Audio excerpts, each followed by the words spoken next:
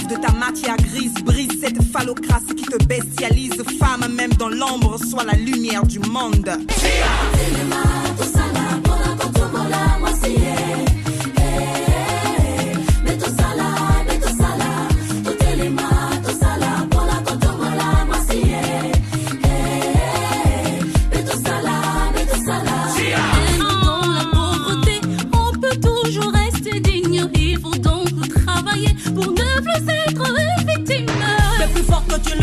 Apprends à vivre ton indépendance. Fais valoir tes droits. Fais entendre ta voix.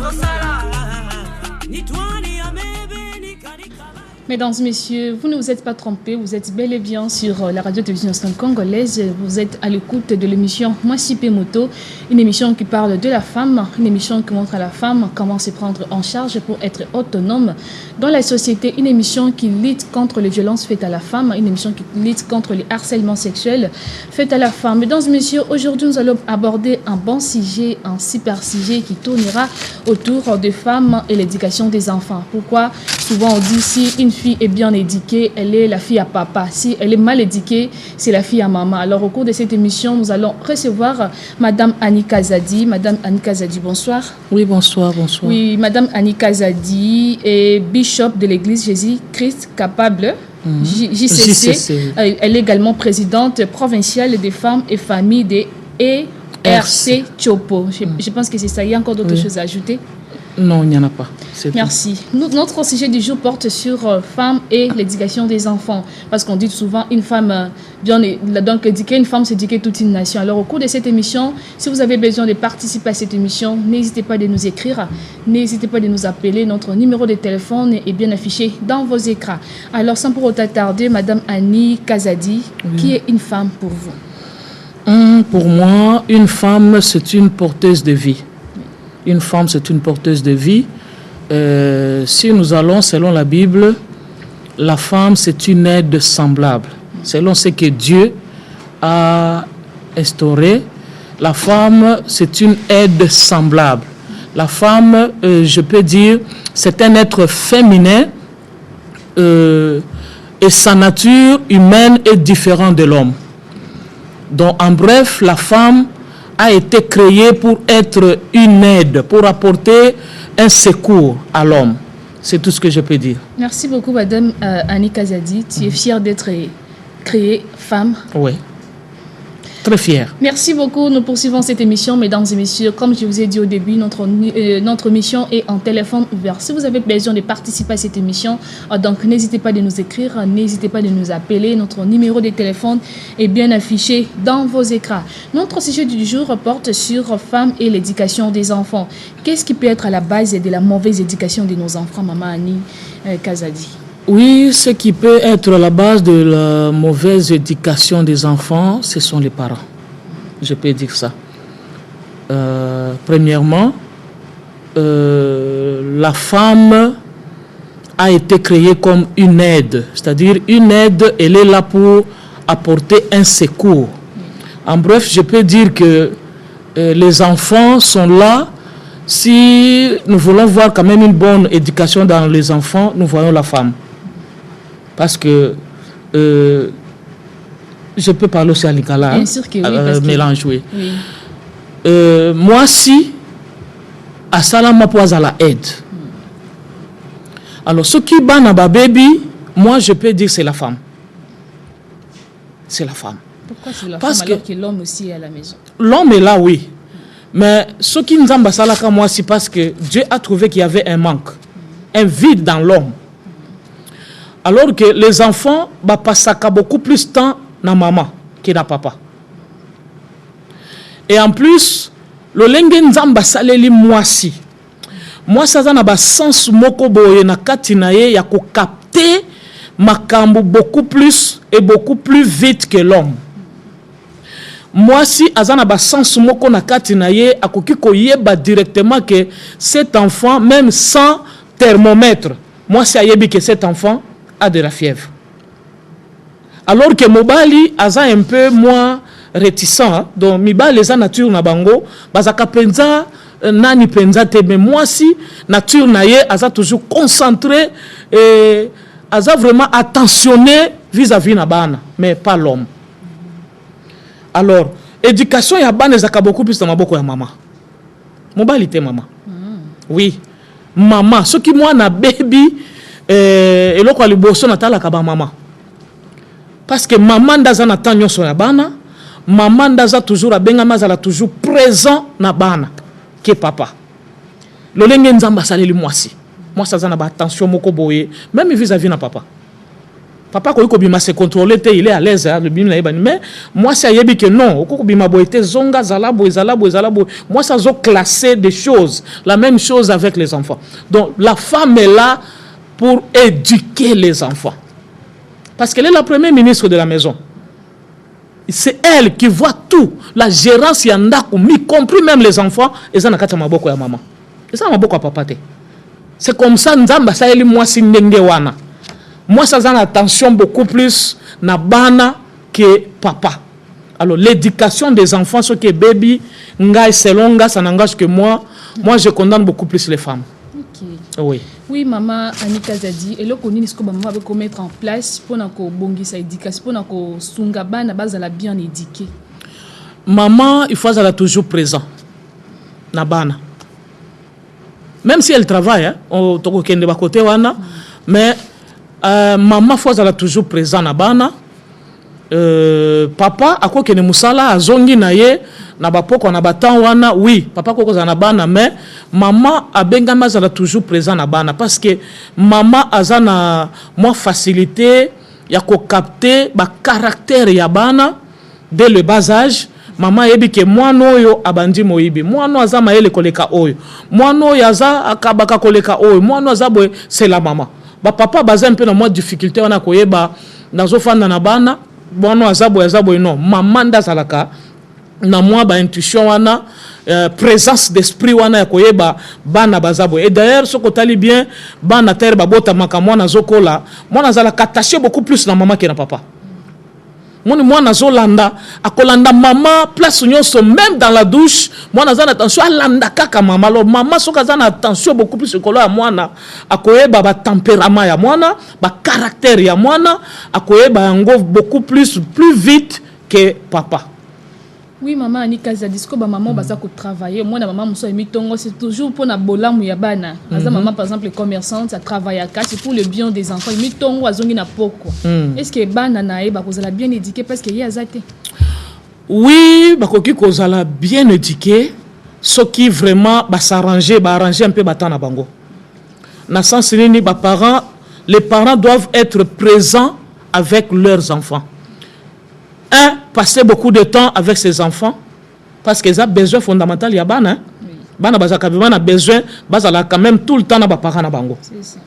Bana bazana besoin aye baka qui est mon père, qui est ma mère. Des places bana babanda koyeba moi na za déjà na bas âge ayebi que il faut na poussa na mingi na papa parce que papa za un peu na amour makasi, papa za un peu très approchant que maman. Bana baye bakabiso déjà azana no muke ayebi que maman za trop méchante mais papa za bien déjà muke le lenge nzamba saheli bana moi naza muke peut-être au moins 1 année 2 ans moi na yebi déjà que ce qui papa ye aza approché beaucoup plus na papa parce que papa zo chérir ye mingi azo se retrouver le chouchou de papa qui est maman. Alors dans sens wana il faut ba parents baye ba que besoin ya liboso ya bana eza approche le présent na katia vie à bana et ça vraiment très important. Alors les enfants balandaka beaucoup plus ba parents le lenge bazalaka azolanda ibike na landi papa na chambre atala nanu pe azotala attention à papa tango koti na chambre akoti abandota la papa na miso akobenga na ngato ako approachenga oma papa viens mon fils tango azo memaye wana moi nazo mesana déjà que na moni papa nde ayambaka nga bien koleka maman. Ah oui, quand il n'y a pas maman, maman, allez là-bas, je vais parler avec votre papa. Donc, bana ba déjà que maman ça déjà na bas âge bana ba ndiko comparer entre papa et maman qui est gentil. Donc mon amour na notre papa n'est pas gentil. Notre maman n'est pas gentille. Donc bana déjà na bas âge alors ba parents il faut bâtir vraiment attention. Le présent na vie à bana est important. Deuxièmement cause à la présent na vie à bana ça permet de connaître aussi bien les enfants. Connaître leur tempérament, leur caractère, leurs besoins. leurs besoins. Moi, dans un mouké, j'ai besoin d'un bonbon, d'un biscuit. Ce qui papa y a la kanga bonbon, biscuit. Maman, ils ont participé à l'éducation ya bana, bana bazoye parce que bana bana kolia bondo kinde place wana. Moi, dans un mouké, ceux qui n'a sengi bonbon, c'est pas d'argent. Va là-bas, quitte là. Il faut pas beaucoup trop demander. Non, non. Na bana bazana no mouké toye baka ndenge ni na ko approcher bana na biso. Troisièmement, le présent dans la vie des enfants, ça renforce notre intimité et notre complicité avec les enfants. Tout ça, ils ont participé à l'éducation. Ils ont participé à l'éducation Yabana. Comment réussir l'éducation Yabana, même si la femme travaille, même si l'homme travaille. Biloko est important. Ça renforce aussi notre influence sur nos enfants. Comme ça, c'est familiarisé. Des bana ba koma kakoyeba langage ya papa, langage ya maman, valeur ya papa, valeur ya maman. Ne erwana bana ba koma kako s'incarner. Moi, on a commis mon papa parle comme ça, ma maman parle comme ça. Moi, on n'a pas comme Kolanda comment le papa parle. Ayepe afandi na kiti aboni papa nanga chaka makolikola kiti, achepe makolikola kiti alandisi. Donc le présent c'est très important. Pourquoi je dis ça, maman? Na juste comment ba point ya muke okoki kovana na bana tamulai mais bana ba baby. Alors okoki kovana pe na bana tamuke mais au réussir bana. Donc l'éducation des enfants ne dépend pas na quantité ya temps ya kofana na bana mais ça dépend de la qualité. Okofana na bana 6 heures du temps mais bana ba baby. Comme tout parent okoki kofana na bana 1 heure du temps mais bana ba bongi. Sikoyo ekosenga nini? Papa, maman, donnez beaucoup de temps. Papa, à 16 heures. À partir de 16 heures, on a 20 heures. Déjà, 17 heures, 18 heures, 19 heures, 3 heures du temps, on a ce qu'on fait na bana bien. Au créer moi complicité na bana, moi ba blague na bana, moi ma solo na bana, tu peux réussir les enfants. Nenge moko na maman ko s'intéresser na bana, maman ça la ka oye, on va ko s'intéresser na bana. Demandez les enfants comment la journée a été passée, qu'est-ce qui vous a fait énerver, est-ce que vous étiez joyeux, vous avez bien mangé. Des questions pareilles,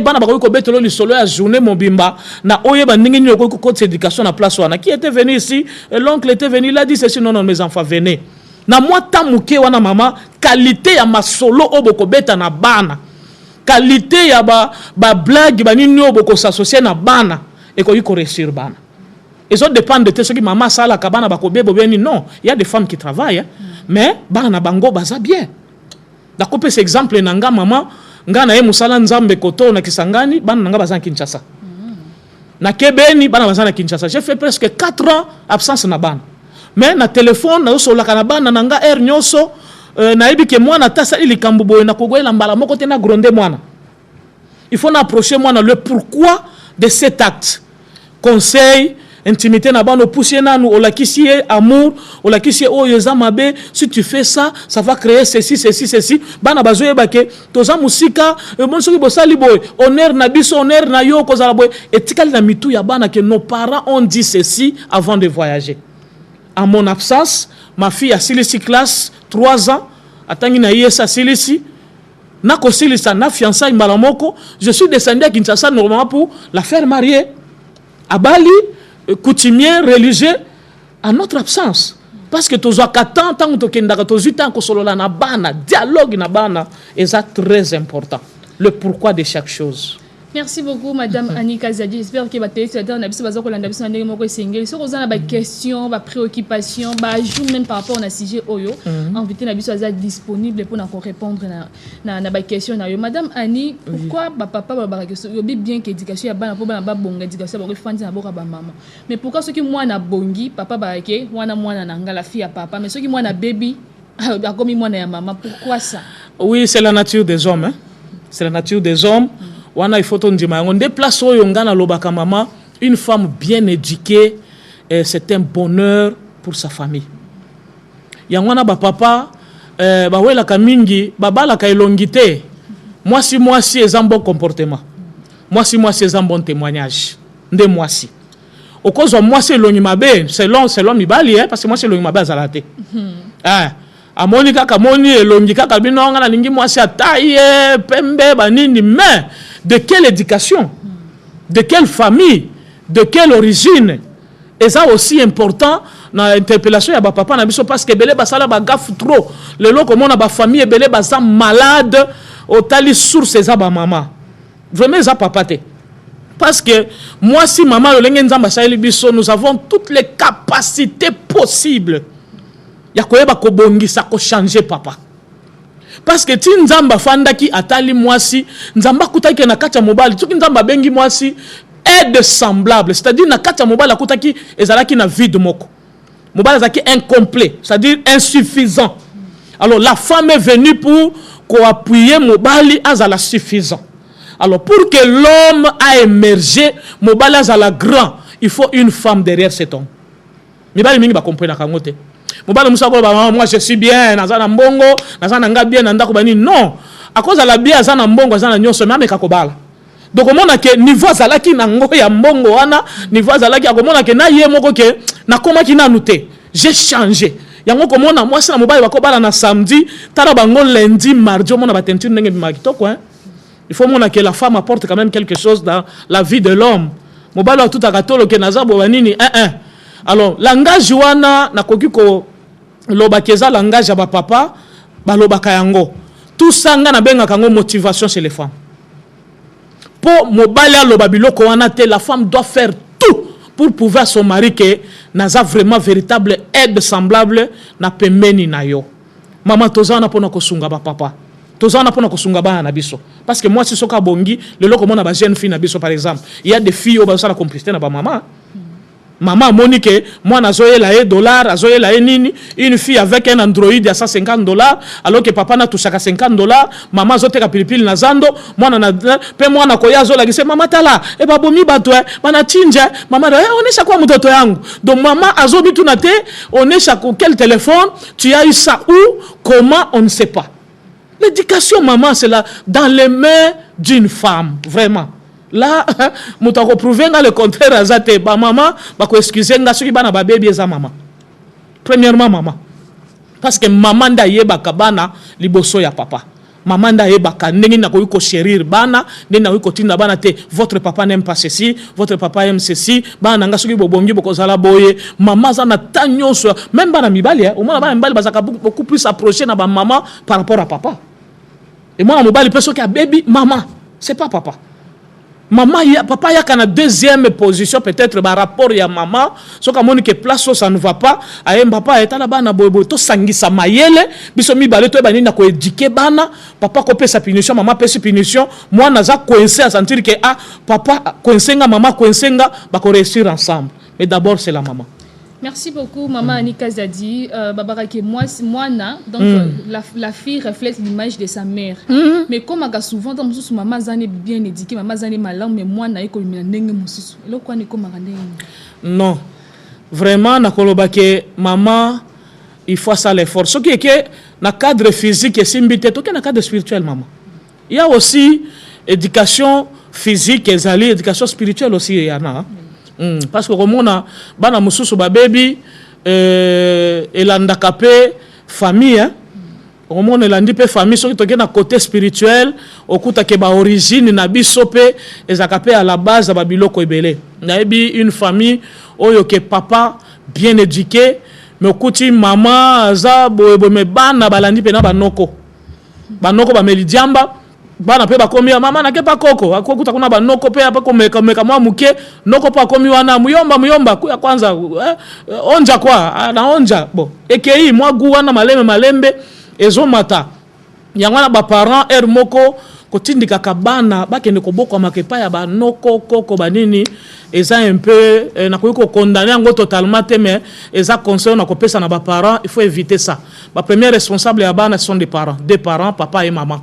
Ce qu'on comme tierce personne na kati qui a éduqué l'obana déplacement na babebaka parce que chez les coco il y a le chouchou hein bazo chérir bana bakolanda te babeta basala boye coco nature ya coco eza ndenge wana alors parents boza bato liboso boko éduquer bana na bino moko lo lenge bino bolingi parce que il y a des parents maman nga na zepa na biso naza mal éduqué pa na biso na kota mobali moko ya bien na zui bizaile pa na biso epesinga leçon nazui malamoko décision ngabi mukolonga na kobalaka en tout cas na ebi ndenge nini na ko éduquer bana nga bakozala lokola bande konanga te parce qu'il y a des éducations mususu na ba famille fingisa biso yayi ya na baso ba otula cause ba comportement ya ba famille hein otali bande konayo ozi bazio fiancé ya blandine fiancé nanga fiancé ko talo pa na bino akuti grand frère momelidiam akuti petite sœur kuna azobimana kilota mukuse akuti o mususu kuna azomela kuna na moshoro na munoko do akuti do papa mama embo maria ko tala na robi nde place dans kota lokolo déjà on monique éducation ya famille le lenga kuteli bino na yo tuli otuli pourquoi base na yo tuli sio parce que base no ezamabe. Alors, nous devons faire un effort de façon que maman oyebi place yo utaki. Ya wana c'est pourquoi dans la Bible zoloba orpa tanga moni Naomi azoke orpa lobi au revoir ngana zongi na ngana minza berabiso. Mais Naomi na Ruth n'a pas voulu. Parce que Ruth a tala lobi bisika na biso to uteli famille moko mobulu famille moko maudite. Mais ceux qui na zongi na ko subir combien? Mais moi sonda saraki quand même que bana na ya bénédiction babalanga. Alors je ne laisserai pas na kotika ya kene boyete. Nakolanda ye ti place à kokene parce que Ruth avec la vision mais ce côté bien Ruth alanda ki Naomi bisika kenda ke bala Boaz mais ce ka sala ki angote alors va famille na biso maman ba base na biso tozo fande les apé moi mobulu alors papa maman otali maman ou ti place éducation ya mabe ko kuta pe papa aza malamu papa bandi yango ba ba marque déposé vraiment papa Bible zoloba l'homme bosani sa mwasi ndaku ya baboti. Une femme peut être mal éduquée par Nabango, makuti mobali moko ya malamu, mobali abiko chérir, mobali abiko lende na nzela moi c'est pas bongi. Ba Nabango pe ba bongi ba komi différent na famille. Je crois que tu m'as compris. Merci beaucoup maman Anika. Donc zo sunga vraiment téléspectateur na biso ndenge moko esengé ba biloko o ba yeba kita. Je pense qu'à travers cette émission ko sunga bango ba ndenge ni ko prendre bien éducation ya ba na bango. Maman Ani, moi je pense que le comment on peut cause à la base il y a mauvaise éducation ya ba na peut-être la pauvreté. Tout monde na mamwana azana na mbongo na ndenge na ba fandi na place oyo vivre mes amis te meya ko na nyoso ya ko na pesi maman moi maman gangela ezatu ko loba ni pona ba genre ya ba maman wana. Oui, na koloba ke nyonso ezo dépendre de l'éducation de gerba na bazokola. Maman komesanisa bana oyo za nango. Ba parents to la kisaka bana te au-delà ya oyo biso toza nango te. Eza déjà pe mauvais départ. Ya omona bana bazokola bazana no mike obandi komesanisa bana moi ba luxe moko boye. C'est pas bon. Moi na mesana na eloko ya zokute pa na bango. C'est-à-dire kolongole eloko babengi tama. Bana bazoko la si ya le pondu, mangeons le pondu. Et accompagner aussi des paroles. Maman ba parole oyo et l'on a makana kati na biso, ba parole ezaka na puissance hein. Plus maman zo la kisabana, votre papa ne travaille pas, les autres en a pondu, mes enfants mangez, demain Dieu va nous bénir. Bana ba kolia ba yebeka ke maman nous a dit ceci. Bana ba liena motema moko lobi bazeli ba yebike lobi un jour et au fleurir quand même to kolia malamu. Nous sommes toujours dans la éducation ya ba parents ko faire voir bana que nous sommes la ka ko sekezaka mukolonyo sauté. Dans la vie il y a le haut et le bas. Bana ba yeba kango na mituna bango déjà que awa ezangi. Mama okuta na bana mususu beno kuti oche pondu ya pamba mwana zolia fufuna pondu ya pamba ache kata na musunité ninité. Je peux donner un exemple. Ma grande sœur, à Messane Sakabana, na balu sumoko boye. Il arrivait un jour, beau frère à Koufi, et où mélité, ma grande sœur à Tikali. Mais bana bakoma ki olami pondu, olami matembele. Bana ba matembele te maman. Bana bazotuna maman c'est quoi ça? Oh le matembele c'est quoi? Notre papa ne nous a pas habitués comme ça. Moi je mange pas ça. Alors maman Tikali moko la maman ne travaille pas. Azaki pe makasa ko lukate. Alors moni ke bana bakomi siko ko luka. Ba lui pas ba voisin o ba linga kité, o ba yeba kate. Bana ba se suffire na oya bango mama. Ce qui bana ba comme moment de et pas ba voisin ba lambi soso non. Bolanda kuna te et pas na biso to mesani boye wana za ya bango. Mama kende na bana avec des paroles convaincantes. Ozo convaincre bana na vie obino bozanango. Notre famille n'est pas famille à ba voisin. Nous sommes nous bango baza bango. Bozo éduquer bana yango na dialogue na kacha famille est important. Papa koya kate ba benga ko shérif. Bazo bengo vieux zoro koti osola kala bana te nini te bana bazo yebate papa na biso zalaka ndenge nini atalaka wapi akenda ka wapi saka non dialogue est important na bana na kati na ndako même papa ko faire voir bana que non vi nanga na zatala boetala mo komoni boto sepeli bo sepeli so moni rozangi bo supporter nos enfants pour ça bénédiction pour na biso bana ba ko tsango na mutu mama. Oui. Merci de autant un message Yandeko Loyal Batina. Les femmes, vous devez être financièrement indépendantes. peu importe qui est votre père, peu importe qui sera votre mari, peu importe qui est votre frère, peu importe qui est l'homme de votre vie. Vous devez être responsable de vos finances. Mesdames, personne ne vous dira voici une occasion à saisir. Alors faites quelque chose de votre vie, car au finish, vous allez le faire pour vous. Innovez, apprenez, croyez en vous. Vous êtes capable de tellement beaucoup de choses et n'abandonnez jamais. C'est Loyal Batina depuis quelque part. Il a très bien parlé, très bien parlé. Je crois qu'il a encouragé les femmes. Vraiment, maman, nzamba tchaba capacité moko na kacha basi oyo to miye baka vraiment te. To miye baka te. La femme c'est une force. Hein? Oui. La femme peut voir là où l'homme ne peut pas voir. Ndeo basi ebele ba miye bité. Alors mibali obakena ko bala moi surtout d'abord elle ne se connaît pas. Baba malheureux. Ya omona ka mibali mamona ka beaucoup plus taille hein, amoni taille, amoni longue physique, a s'appelle le dedans. Na kati nde moi si ça nde kati. La femme qui raisonne bien. Moi, je suis une idée, une initiative. Parce que je mibali o azozo mbongo, mazangi moi c'est initiative maman. Ana mbongo yango $1000 yango mama to sala nini? Wacheka kawane sili moi chatali hapa njo navala. Super mbaya, demi super mubaya, kabelo mubaya kesho muzumba leo kesho tabalo bikuna. Donc uzomona moi ça kende non. Alors mibali yangwana fo batala kama basi nini yakobala eza vraiment très important na vie.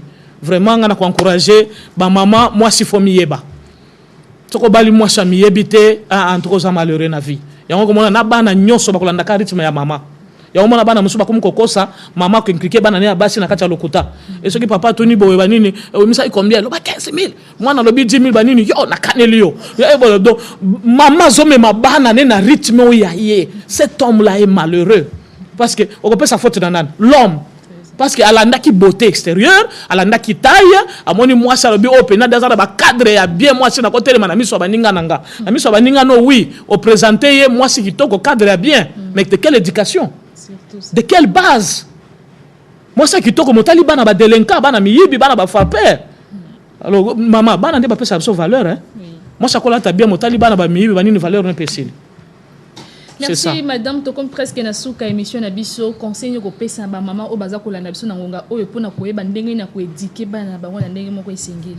Oui maman, tu es une porteuse de vie, éducation ya famille mobimba eza na kati ya maboko na yo. L'homme est le chef de la famille, mais la femme est l'aide semblable du chef. C'est-à-dire la femme est là pour compléter l'homme. Moi, c'est la femme a été créée non pas comme un problème, mais comme une solution. Alors, qui trouve une femme trouve le bonheur. Il faut chercher. Alors, bien qui trouve. Alors, moi, si balukakaye, moi, si balukotaka boyeto kuti na baro lokoti non, la femme il faut la chercher. Alors, pour le chercher, moi, s'il faut le caractère nyonso, ou la angle nyonso possible parce que ça pour toute une vie. On ne se marie pas pour se divorcer demain, mais ils ont vu mobima na bana na biso y compris na kati. Alors ngana zo pesa conseil na ba maman, connais-toi toi-même maman. Qui es-tu? Tu as été créé pour quelle mission sur la terre?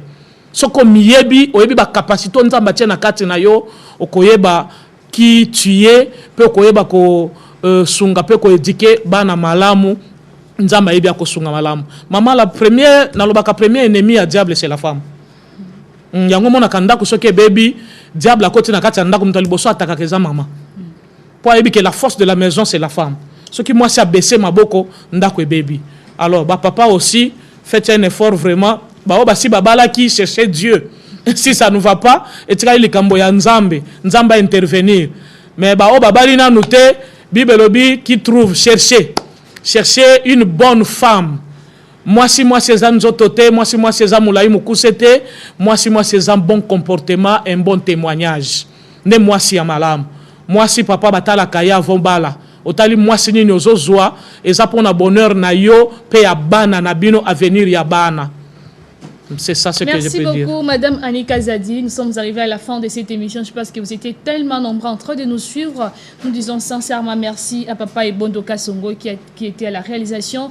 Merci beaucoup à Fabrice Meli qui était derrière la caméra et devant votre télévision. C'était votre humble animatrice Blandine Bofola. Blandine Bofola Balai, c'est la fille en couleur idéale. Nous disons sincèrement merci à Madame Annika Zadi. Je pense qu'à chaque fois, Togozala, oui. Je remercie notre président Kakoma, merci beaucoup.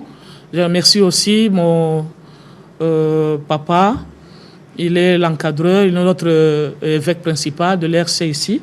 Je remercie tout le monde, toutes les grandes dames qui me suivent. Vraiment, que Dieu vous bénisse. Merci beaucoup à l'RC aussi. Merci beaucoup. J'ai dit également merci à Maman Victorine Baloubela, une grande éducatrice. Je pense que Ozola Nanga à travers cette émission. Merci beaucoup à Papa Lucien Bofola. Et on se retrouve le jeudi prochain à la même heure. Bye bye. Bye. Lève-toi par le glaive de ta matière grise, brise cette phallocratie qui te bestialise. Femme, même dans l'ombre, sois la lumière du monde.